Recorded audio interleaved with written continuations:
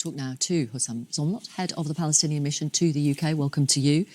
Thank you for being with us. So what Mr. Netanyahu was saying is there is no role for Hamas in a post-conflict Gaza. Do you agree? That's not up to Netanyahu. Netanyahu is a prime minister of a country that is in a military occupation of our land. That's not according to me only, that's according to the ruling of the International Court of Justice only last week, that Israel's continuous presence in the occupied Palestinian territory is unlawful. All of its illegal settlements are unlawful and must be dismantled. And Netanyahu, this isn't about him and all this pathological lying, it's about the US Congress. To allow him to humiliate millions of American people and turn the Congress into a circus. Do you think there is a role then for Hamas in running a post-conflict Gaza? That will be up to the Palestinian people. What matters the most is that we need to uproot the root cause of all this, which is the subjugation of an entire nation for a long time. This is about time we focus on that. Then who governs, who leads is up to the ballot box. OK, well, that's interesting that you say it's up to the Palestinian people, because there is this agreement that has been brokered by the Chinese this week that Fatah, your organisation, and Hamas have both signed, and it agrees to form an interim national reconciliation government for the occupied West Bank and for Gaza post this conflict. So you've preempted a choice of the Palestinian people? Not whatsoever. How so? Not whatsoever. In the interim, you need one government, central, in charge of the entire territory of Palestine and all of the people of Palestine, Gaza, West Bank, including Jerusalem, that delivers in the day after, that cares about this humanitarian catastrophe, begins the extensive program of reconstruction and rebuilding after Israel destroyed every single city in the Gaza Strip, 70% of homes, 80% of schools, 90% of hospitals, and 100% of universities.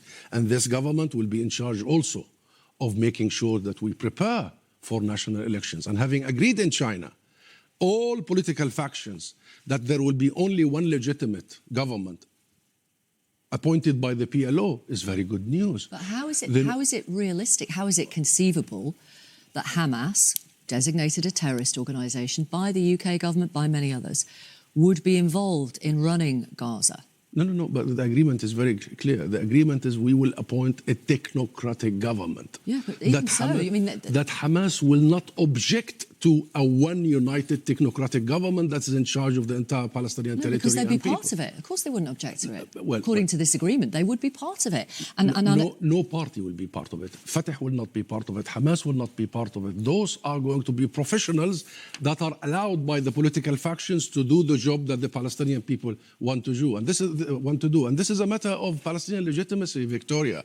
This is not a matter for conversation. You know, all these dubious suggestions that there will be foreign forces taking over Gaza, that there will be partial solutions for Gaza. I just want to make it clear. Let me clarify. If I may clarify for our audience, sir, if I may. The agreement that was reached this week was a declaration brokered by the Chinese that brought Hamas and Fatah and many other Palestinian groups together. They agreed to form an interim national reconciliation government for the West Bank and for Gaza. So Hamas are involved in that. And I'm asking you, how is that realistic in any way? How would you get any support from the Americans, from other Arab countries, in terms of rebuilding Gaza, which, as you rightly say, has been decimated? Well, number one, we have a legitimate system, political system. It's the Palestine Liberation Organization, the PLO. It's the umbrella that represents all Palestinians. Yes. And not one Palestinian challenges the legitimacy of that organization, which I represent here in London, and I used to represent in Washington. But answer the point. This is the global. Hamas. So the PLO is in charge of representing the Palestinian people and of forming a government that is in charge of the entire territory. There is already a government that was formed only 2 months ago.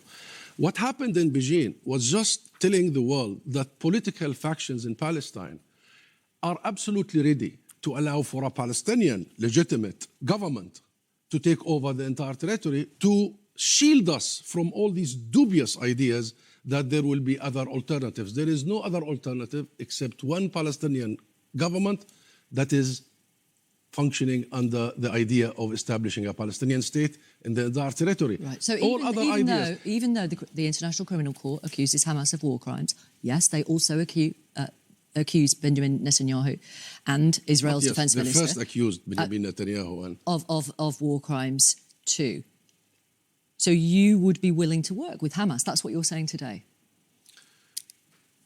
Victoria, for many years it was Netanyahu who was feeding the division, and it was Netanyahu who was allowing funding for Hamas, thinking that that will maintain the fragmentation and will block the emergence of a Palestinian state. That's number one. Number two, for all these years, it's Netanyahu and the US, sometimes even the UK, saying, who should we talk to?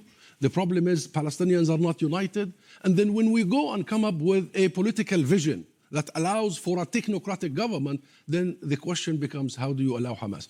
Which you still haven't answered yet, sir. Our unity as a people, the unity of our political system is paramount for the cause of peace and for the cause of establishing a two-state solution that the UK and US always espouse. I want to ask you about the more than 100 Israeli hostages that are still being held captive by Hamas.